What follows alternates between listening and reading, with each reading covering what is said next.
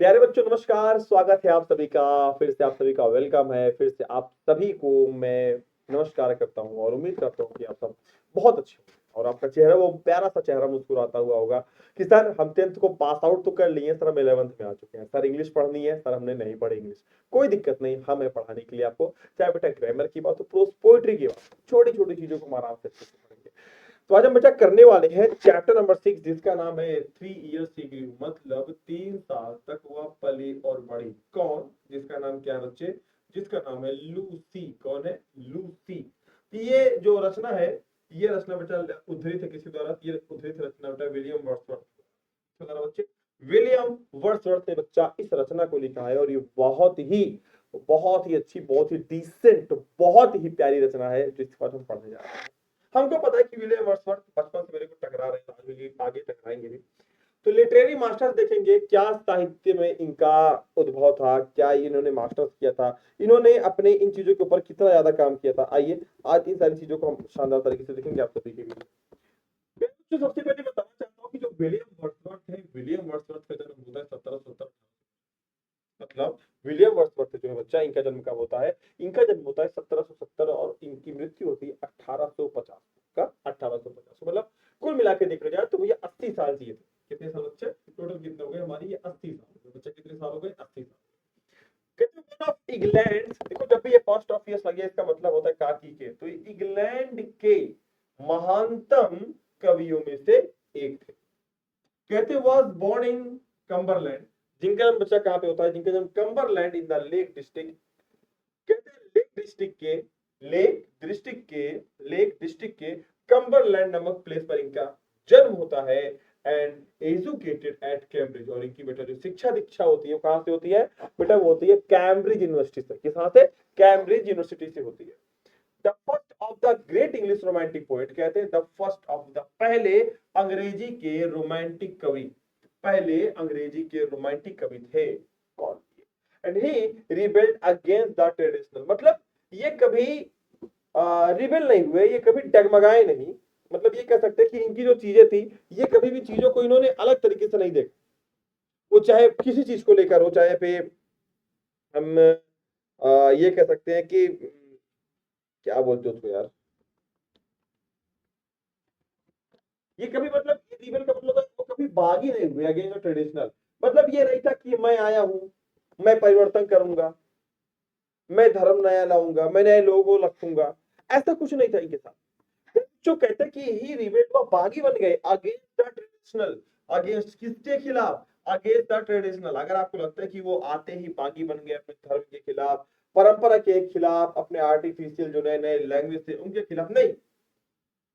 He rebelled against the traditional artificial language, वो बागी बन गए उन पुरानी पद्धतियों के, उन जो नए नए शब्द थे, उन आर्टिफिशियल लैंग्वेजेस के और पोएट्री के इन सारी नई चीजों के, वो थोड़ा बागी बन गए। थोड़ा सा वो मतलब थोड़ा सा लोगों से अलग रहने लगे in favour of more natural language. कहते हैं कि आर्टिफिशियल लैंग्वेज के चुनने के बजाय, बात सुनिएगा, आर्टिफिशियल लैंग्वेज को चुनने के बजाय विलियम वर्ड्सवर्थ ने प्राकृतिक लैंग्वेज को ज्यादा प्रेफर किया। प्राकृतिक भाषाओं को उन्होंने कहा कि ज्यादा यूज करो भाई, ये आर्टिफिशियल बनावटी शब्द नहीं यूज करना है। विथ लिरिकल बैलेट, कहते हैं कि कुछ लिरिकल बैलेट से 1798 में आए। A collection of poems written jointly with S.T. Coleridge and he initiated the romantic movement in English। कहते हैं कि इन्होंने एक रोमांटिक मूवमेंट की शुरुआत की इंग्लिश में। रोमांटिक मूवमेंट की, रोमांटिक आंदोलन की इन्होंने शुरुआत की इंग्लिश में। साथ ही साथ बताते हैं कि ये भाई साहब ने क्या किया, इन्होंने अ कलेक्शन ऑफ पोएम, की जो कलेक्शन ऑफ पोएम थी रिटन, जिसको लिखा था एस.टी. कॉलरिज के साथ। कहते हैं इन्होंने एक रचना लिखी जिसको इन्होंने एस.टी. कॉलरिज के साथ मिलकर लिखा हुआ। एस.टी. कॉलरिज के साथ इन्होंने मिलकर लिखा हुआ था। ये देखते हैं क्या चीजें।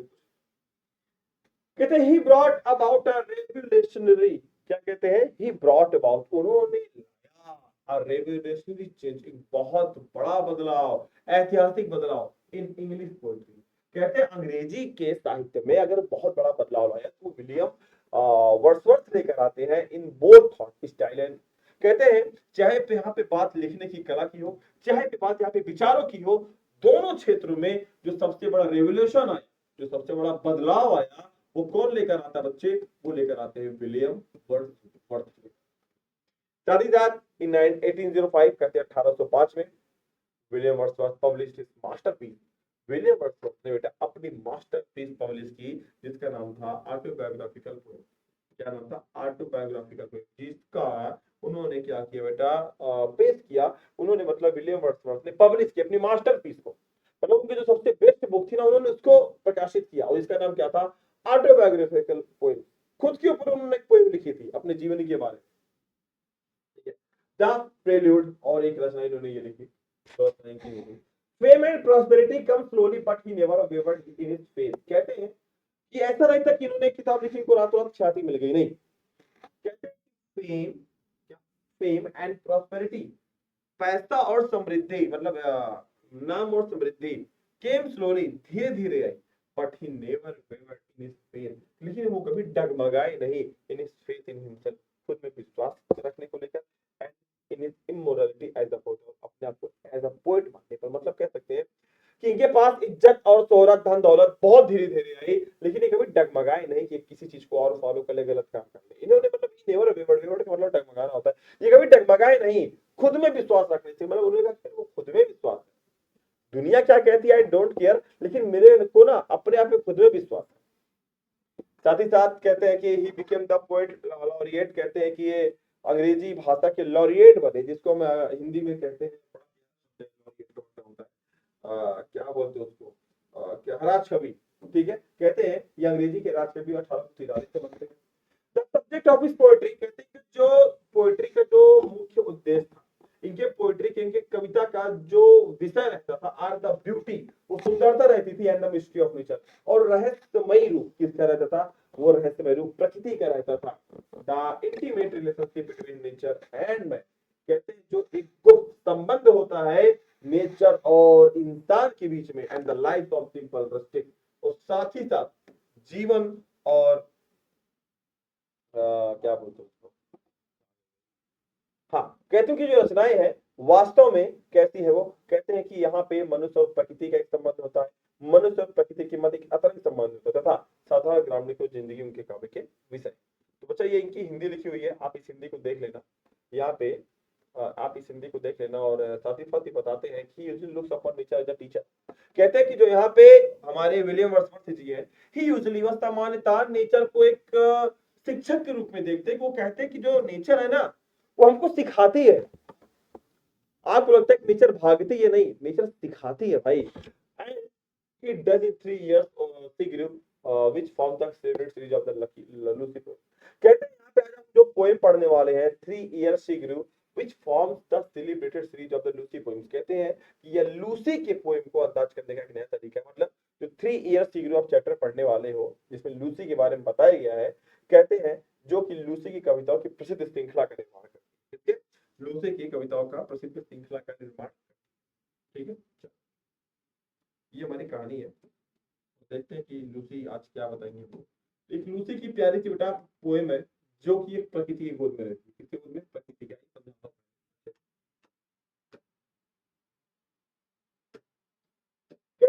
3 years कहते हैं 3 years she grew in sun and shower। क्या कहते हैं? 3 साल तक एक लड़की है जिसका नाम लूसी है और गोद में। तो प्रकृति ने कहा कि ठीक है, इसको मैं अपनी गोद में पालूंगा। प्रकृति कह रही है, यहाँ पे प्रकृति का मानवीकरण किया गया। ऐसा लग रहा है कि पेड़ पालो, झरना, सब कुछ बोल रहे हैं। तो यहाँ पे विलियम वर्ड्सवर्थ कहते हैं एक बच्ची 3 साल की है, मतलब 3 साल की नहीं, छोटी सी है, गोद में है, जिसको प्रकृति ने गोद ले लिया। और प्रकृति ने कहा कि देखो भाई, ऐसा है कि इसको मैं पालूंगा अपने तरीके से, ठीक है, पाल लो। तो वहां पे देखते हैं कि किस प्रकार से प्रकृति उसको रंग रूप आकार देती है, सब कुछ प्रकृति देती है। आइए आज उसी चीजों को देखना है एक शानदार तरीके से कि किस प्रकार से जब प्रकृति किसी का निर्माण करती है तो वो बहुत ही अलग तरीके से करती है। कैसे करती है बच्चा? बहुत ही अलग तरीके से करती है। तो यहाँ पे कहते हैं विलियम वर्ड्सवर्थ कि 3 साल तक वह पली बढ़ी। इन सन एंड शावर का मतलब होता है धूप और बौछार। कहते हैं कि लूसी प्रकृति के गोद में साल एक साल, 2 साल, 3 साल, 3 साल तक हो गई वो। 3 साल तक लगातार वो प्रकृति के गोद में, सूरज में, बौछार में पलती रही। तब प्रकृति ने कहा, मतलब जब बच्ची पल गई पूरा का पूरा, तब प्रकृति ने क्या कहा? प्रकृति ने कहा देखो भाई, मेरा काम जल्दी पूरा होने वाला वाला है। देखो लूसी को हमने कितना सुंदर बना दिया, अपने आचरण में रखी। A lovelier flower on earth was never seen. Writer कहते हैं कि अ लवलियर फ्लावर, इतना सुंदर फूल इस पृथ्वी पर आज तक पैदा नहीं हुआ। मतलब इतनी सुंदर थी लूसी, क्योंकि वो प्रकृति के बीच में थी, और जब प्रकृति किसी को पालती है तो रंग रूप आकार में कोई कमी नहीं करती। तो यहाँ पे प्रकृति वही कहना चाहती कि आज तक इतना सुंदर फूल आज तक इस पृथ्वी पर पैदा नहीं हुआ। This child I to myself mill a lady of.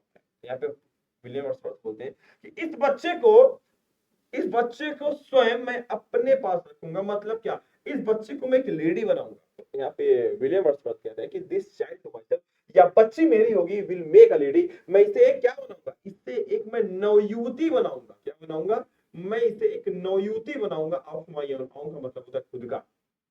3 साल बाद जब प्रकृति से छोड़ देंगे तो कहते हैं कि देखो भाई ऐसा है कि जब 3 साल बाद इसको प्रकृति छोड़ेगी तो इसको मैं नवयुवती बनाऊंगा, इसको मैं नवयुवती बनाऊंगा। मतलब क्या, इसको मैं बड़ी करूंगा, इसको मैं बड़ी बनाऊंगा। ठीक है, और ये मेरे साथ रहेगी। 3 साल तक धूप बौछार में पलने के बाद प्रकृति बोलती है देखो भाई हमारा काम लगभग पूरा हो चुका है। और लूसी क्या, इसे किसी को ना ब्यूटी पार्लर से निकाल कर लाओ, कोई बोले क्या लग रही है भाई, क्या लग। प्रकृति भी वही बोलती है कि भाई इतना सुंदर फूल आज तक पूरे प्रकृति में पाए। मतलब लूसी इतना सुंदर थी। उसको विलियम वर्ड्सवर्थ बोल पड़े, 3 साल तो होने हो गया है, अब इसको अपने पास रख लेंगे। कहते myself will to my darling, स्वयं या मेरी प्रिय होंगी। मतलब क्या ये रहा, कहते यहाँ पे कि मेरी प्रिय होगी। बोथ लॉ एंड इम्पल्स, कहते हैं बोथ का मतलब दोनों। कहते कानून और आवेग, कानून और आवेग, आवेग जानते हो ना, आवेग क्या करेंगे। देखो प्रकृति के 2 नियम है, लॉ और कानून और आवेग क्या है, क्या सिखाएंगे कि विथ मी, मेरे साथ अगर इस बच्चे को कहते हैं कि जो कानून और आवेग है ना, ये क्या करेंगे। प्रकृति चाहती थी कि उसकी बेटी को अनुभव हो कि हर जगह उसकी कोई देख रेख कर रहा। मतलब प्रकृति ये बताना चाहती है कि लगता है कि लूसी अकेले नहीं, पूरी प्रकृति उसके पीछे पड़ी है। चट्टान हो, धूप हो, छाव हो, सूरज हो, धरती हो, आकाश हो, पेड़ हो, पाल हो, वनस्पति, सब लूसी का देख रेख कर रहे हैं। तो प्रकृति चाहती थी कि हर जगह कोई कोई उसकी देख रेख करे, उसका कोई क्या कर रहा है, उसके हमेशा साथ उसका कोई पथ प्रदर्शन कर रहा है। तो ये कहना चाहते हैं कि इस प्रकृति के अंदर जो कानून है और जो आवेग है, मेरे साथ टक्कर। कहते myself will to my darling be both law and impulse. कहते कानून और आवेग के साथ, क्या कानून और आवेग के साथ क्या हो, माई सेल्फ स्वयं will to my darling be, मेरी ये प्रिय रहेगी। मतलब क्या कहते हैं कि जब प्रकृति में रहना शुरू करेगी तो इसको कानून का भी ज्ञान होगा, इसको आवेग का भी ज्ञान, हर तरफ से इसको सारी चीजें पता होंगी। चलो ठीक है। फिर राइटर कहता है क्या, कहता है कि and with me the girl, और यह लड़की मेरे साथ इन रॉक एंड प्लेन, चाहे चट्टान हो चाहे मैदान हो, इन अर्थ एंड हेवन, चाहे धरती हो चाहे स्वर्ग हो, इन ग्लेड एंड बावर, चाहे वो बावर का मतलब होता है कुंज की गलियां होती है ना, कहते हैं चाहे वो कुंज हो चाहे वो बावड़ियां हो, शैल फील एंड ओवरसीजिंग पावर। लूसी हमेशा अपने आप को सबसे अलग ताकत महसूस करेगी। क्या कहते हैं फिर समझना, कहते हैं लूसी जो कि 3 साल तक प्रकृति के गोद में है, वह बोथ एंड लॉ इंपल्स। कहते बोथ लॉ एंड इंपल्स का मतलब होता है चाहे कानून की बात हो, चाहे यहाँ पे किसकी बात हो, आवेग की बात हो, चाहे यहाँ पे किसकी बात हो, यहाँ पे बच्चा चाहे कानून की बात हो चाहे आवेग की बात हो, लूसी सीखेगी सबसे, लूसी सीखेगी सबसे। प्रकृति कहती है क्या, प्रकृति यही कहती है कि भैया उस बच्ची को धूप और छांव में 3 साल बिताए, उस बच्ची ने धूप और छांव में 3 साल तक बिताए हैं।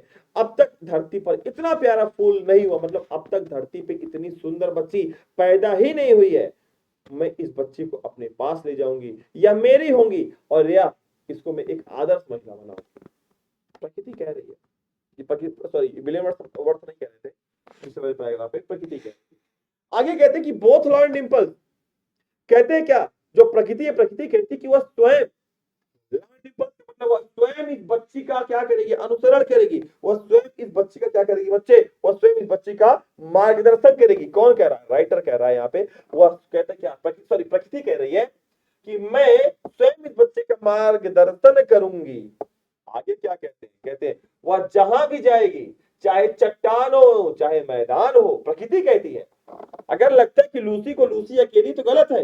लूसी कहीं भी जाए पूरे प्रकृति में, चाहे चट्टान पे जाए, मैदान में जाए, धरती पे जाए, स्वर्ग में जाए, कहते ग्लेड एंड बावर, चाहे वो कहां जाए, चाहे वो मैदान के वो बगीचे में जाए, चाहे कुंजों में जाए, चाहे बावड़ियों में जाए, चाहे जहां जाए, पावर, लूसी हमेशा सबसे अलग शक्ति महसूस करेगी अपने अंदर। उसको लगेगा कि यार मेरे साथ कोई ना कोई तो है, मेरे साथ क्या है, मेरे साथ कोई ना कोई तो है। मतलब क्या, प्रकृति उससे महसूस कराएगी कि उसके साथ भैया कोई ना कोई तो है। सारे बच्चे और कमेंट करेंगे यहाँ पे, क्या सारे बच्चों क्लियर है? मैं कमेंट देख पा रहा हूँ। चलो भाई, क्या कहते हैं आयोचा, विलियम वर्ड्सवर्थ जी क्या कहते हैं? विलियम वर्ड्सवर्थ जी कहते हैं कि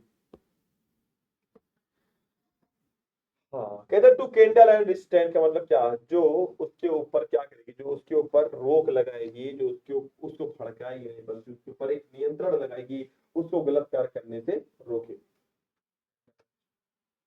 आगे का कहते कि वो कैसी होगी, वो चंचल होगी, लूसी का होगी, she shall be sportive as the fawn.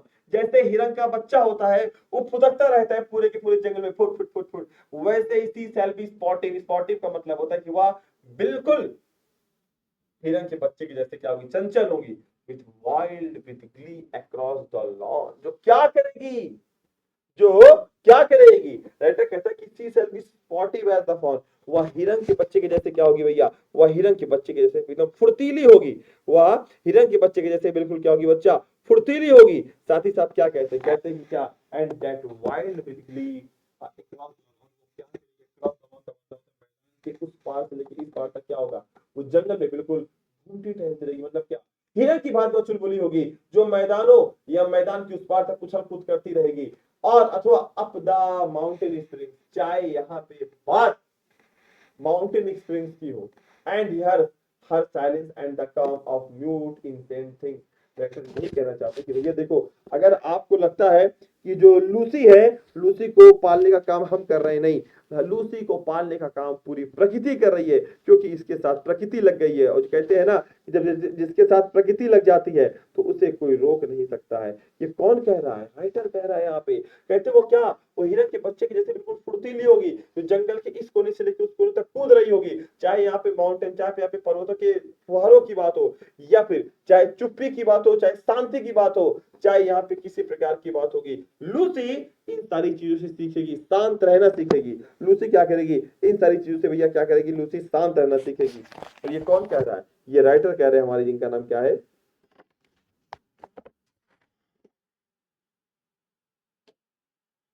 कहते थे floating cloud their state silent. Writer क्या कहता है, फ्लोटिंग क्लाउड, जो उड़ते हुए बादल है, देयर स्टेट, उसकी अवस्था होंगे साइलेंट, जो उसे क्या करेंगे, जिसे थोड़ा सा लेंट, झुकाव प्रदान करेंगे। लेंट का मतलब ठीक है, नहीं झुकाव।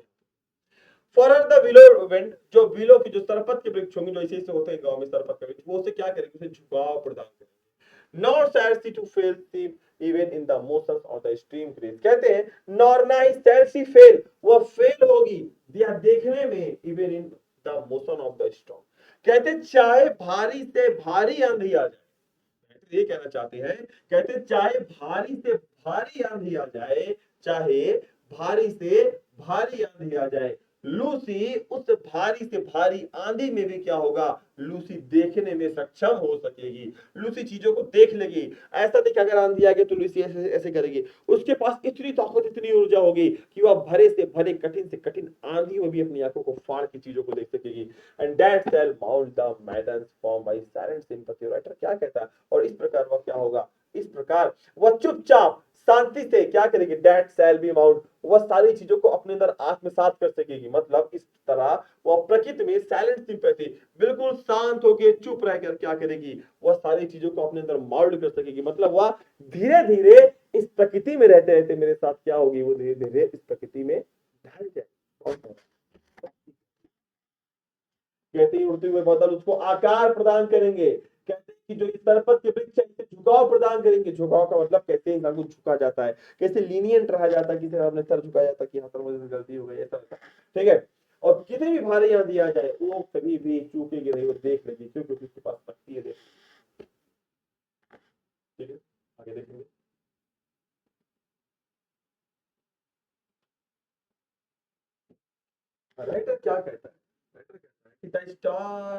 The midnight. कहते जब आधी रात में लूसी जमीन पे लेटी होगी तो जब उतारों को देखेगी तो उसको प्रिय होंगे। कहते लूसी को आधी रात के तारे क्या होंगे बेटा, लूसी को आधी रात के तारे प्रिय होंगे। मतलब लूसी जब उन तारों को देखेगी उसको अच्छा लगेगा, डियर टू हर। कहते डियर टू हर क्या, उसको प्रिय होंगे। आधी रात के तारे जो है उसको प्यारे होंगे, अच्छे लगेंगे। And she shall lean her ear in many secret place where rivulets dance their wayward round। क्या कहते आधी रात में टिमटिमाते तारे होंगे, उसको देख कर लूसी खुश हो जाएगी।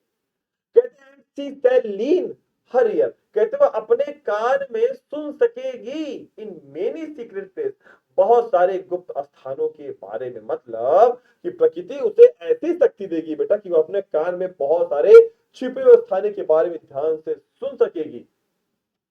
वेयर, जहां रेवलेट्स डांस देयर वेवॉट, जहां पे छोटी छोटी जल धाराएं क्या होती है बेटा, जल धाराएं बहती रहती है, छन छन छन छन की आवाज आगे की तरफ बढ़ती रहती है। एंड ब्यूटी बॉन्ड of murmuring sound shall pass into her face. कहते ब्यूटी बॉन्ड ऑफ मर्मरिंग साउंड, कहते जो वो फुसफुसाने की या वो जो झरने की छन छन की आवाज होती है, मर्मरिंग साउंड का मतलब था फुसफुसाने की आवाज। शैल पास, गुजरेंगे इनटू हर फेस, उसके चेहरे से। मतलब क्या है कि जो छोटी छोटी जल धाराएं हैं वे अपने रास्ते से जब निकलते हुए छन छन कल कल कल की आवाज करते हुए नदियां आगे बढ़ेंगी, छोटी छोटी धाराएं, तो उनसे जो आवाज निकलेगी जब उसको लूसी सुनेगी ना, तो ऐसा लगेगा मानो उसके चेहरे पे सुंदरता दौड़ गई है। ऐसा लगेगा कि प्रकृति में एक नए सुंदरता का उद्भव हुआ। ठीक है बच्चे, लूसी के बारे में बता रहे। कहते हैं and vital feelings of delight shall rear her from to stately height her वर्दी मौत। वाइटल फीलिंग, और सबसे शानदार फीलिंग ये होगी, सबसे बढ़िया मेरे लिए जो खुशी की बात होगी, सबसे उपयोगी जो मेरे लिए खुशी की बात होगी, ऑफ डिलाइट, ठीक है, क्या होगी कि shall rear her from to stately height और वर्दी मौत। कहते क्या, कहते उसे एक आकार प्रदान होगा, उसे एक ऊंचाई प्रदान होगी। हर वर्जिन बॉदम स्वर का मतलब होता है क्या, कि जो लूसी है, लूसी, कहते लूसी का जो सीना है वह उभार करेगा। मतलब वो धीरे धीरे वो क्या होगी, वो पूर्ण लेडी बनती चली जाएगी। सच थॉट, ऐसे विचार मैं लूसी को दूंगा।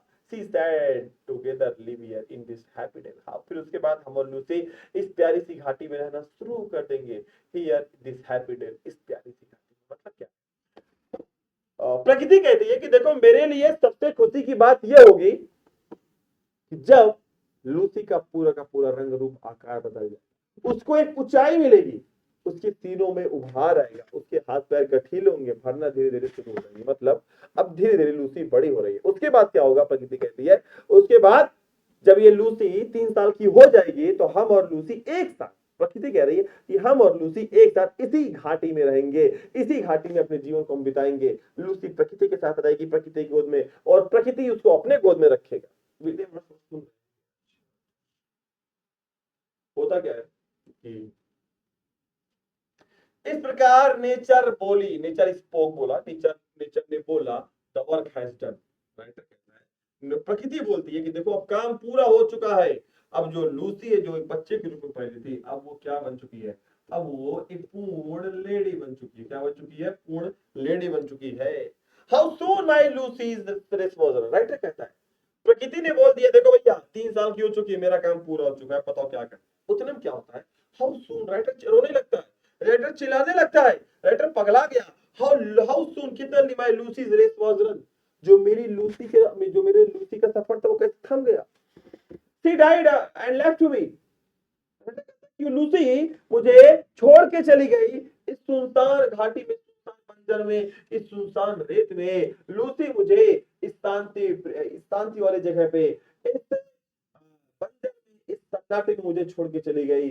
The memory of what has been and never more will be. कहते हैं कि मेरे पास उसकी एक शांत दृश्य की स्मृति है जो हमेशा the never more will B, वो हमेशा मेरे जीवन में बनी रहेगी। कहना चाहते हैं कि देखो प्रकृति ने कहा देखो मेरा काम पूरा हो चुका है, मैंने इसको बड़ा कर दिया। उसके बाद क्या होता है, ठीक है बड़ा तो कर दिया तुमने। उसके बाद अचानक राइटर रोने लगता है कि अरे यार मेरी लूसी कहाँ गई, मेरी लूसी कहाँ गई, मेरी लूसी कहाँ गई, मैं कैसे लूसी के बिना रहूंगा। क्योंकि लूसी अल्पायु में मर गई, कम ही उम्र में लूसी मर जाती है। राइटर कहता है कि हाय लूसी, तो मुझे इस जंगल में, इस बंजर स्थान पर, इस हीथ में, इस शांति वाली जगह पर, इस सन्नाटे वाली इस सीन पर, इस दृश्य में तू मुझे छोड़ के कहाँ चली गई? The memory what has been, कहते हैं मेरे पास जो यादें हैं, एंड नेवर, कभी नहीं, मोर विल बी, वो इससे ज्यादा नहीं होंगी। मतलब क्या, राइटर कहता है कि मेरे पास एक यादें हैं, इस शांत देश की मेरे पास एक अनुभूति है, एक स्मृति है। कहते हैं क्या, वो जो स्मृति है वो सदैव मेरे मन में हमेशा बनी रहेगी, उसे कोई निकाल नहीं पाएगा, क्योंकि हे लूसी, मैं तुमसे बहुत प्यार, बहुत प्यार। तो आप देख सकते हैं कि किस प्रकार से लूसी अल्पाइन में मर जाती है। बहुत प्यारी कहानी है लूसी के बारे में, बहुत ही प्यारी बेचारी ये पोएम थी, जहाँ पे आपने देखा कि हाँ यार, लूसी सच में बहुत परेशान थी। लूसी सच में बहुत अच्छी थी। कहते हैं कि देखो 3 साल तक प्रकृति ने उसको अपने गोद में रखा, पाला किया, बड़ा किया, उसको सिखाया कि कैसे झुका जाता है, कैसे नमस्ते, कैसे प्रणाम किया जाता है, कहाँ पे आपको अपने एटिकेट दिखाने, सारी चीजें। लेकिन जैसे लूसी 3-4 साल की होती, लूसी मर गई। जैसे लूसी मरी, बैठ पगला कि अरे यार, अब जब प्रकृति छोड़ती है उस लूसी को तो उसको अपने पास मारे लेता, लेकिन ऐसा कुछ हुआ नहीं, लूसी तो उसके चली गई। अब मेरा क्या होगा? फिलहाल कुछ नहीं होगा। बच्चों, अगर इसकी पीडीएफ चाहिए तो आप टेलीग्राम ज्वाइन कर लो, TELEGRAM, टेलीग्राम ज्वाइन कर लेना। टेलीग्राम पे आप ये डाल देना, SHUBH11, ठीक है? कल आप लोग स्कूल जाओगे, अपने बच्चों से शेयर कर देंगे, क्विज लगेगा, क्विज। तो SHUBH11AG, ठीक है, एक साथ रहेगा, आप सर्च बॉक्स में जाकर सर्च करें। प्यारे साथियों, इस तरीके के साथ इस चैप्टर का समापन हुआ। बहुत ही प्यारा चैप्टर था जिसका नाम था 3 years सी ग्रू, की 3 साल तक वह पढ़ती और पढ़ती है, कहाँ पे? प्रकृति की गोद। ये विलियम वर्ड्सवर्थ द्वारा एक बहुत ही सुंदर प्रकृति का चित्रण किया गया, जहाँ पे विलियम वर्ड्सवर्थ ने सबको बोलवा दिया, पेड़ बोल रहा है, पक्षी बोल रहा है, और पत्थर बोल रहा है, सब लोग बोल रहे हैं वहाँ पे, ठीक है? तो प्यारे साथियों, आप आदेश दीजिए, क्योंकि क्लास बहुत ही शानदार थी। अगली क्लास की शुरुआत होगी। बस अगर इसके 200 कमेंट आ गए तो अगली क्लास आपको बहुत जल्द मिलने वाली है, और बहुत जल्द आपको मिलने वाली है, ठीक है? तब तक के लिए दीजिए आदेश, और आप सभी रहिए खुश। और हाँ, जितने बच्चे यहाँ पे नए हैं, प्लीज चैनल को सब्सक्राइब कर लेना। पूरी की पूरी पोइट्री की प्लेलिस्ट तुम्हारे लिए बनवा रहा हूँ, तुम्हारे लिए नोट्स तैयार करा रहा हूँ, तो इसलिए टेलीग्राम को ज्वाइन कर लो, और इस यूट्यूब को, बिहार बोर्ड हिंदी इंग्लिश विद्यापीठ को सब्सक्राइब कर लो, दोस्तों को भेजो, और मेरे को मैसेज डालो टेलीग्राम पे, भैया आज हम इतने सब्सक्राइबर मेरे स्कूल में थे, मैंने सबसे सब्सक्राइब करवा दिया है। तो प्रोज और पोइट्री और ग्रामर की पूरी पूरी तैयारी हम आपको इसी यूट्यूब पे करा देंगे, बस बने रहो, थोड़ा सा पेशेंस। मिलेंगे अगली क्लास में, तब तक के लिए आप सभी को, मेरे प्यारे साथी, मेरे भाई बहनों को, love you all guys, take care, खुश रहिए, मस्त रहिए, स्वस्थ रहिए। और क्लास कैसी लगी बताना।